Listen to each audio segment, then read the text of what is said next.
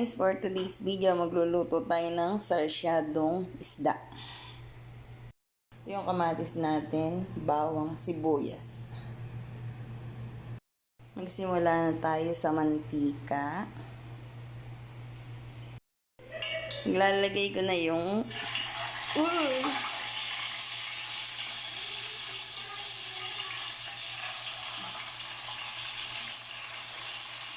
Ayan guys, habang nakasigang yung pirito natin, lalagay ko na ang bawang.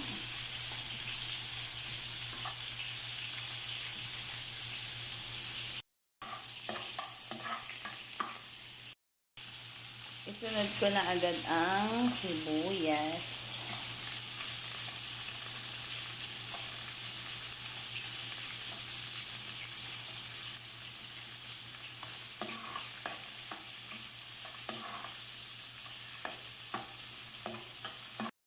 Nilagyan ko na ng konting patis.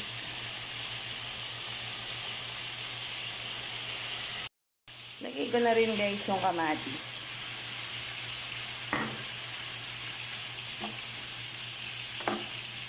Lalagyan natin ng magic sarap.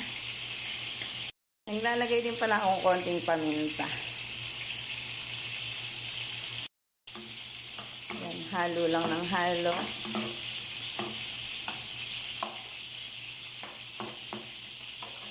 Ito na yung aking pinirito.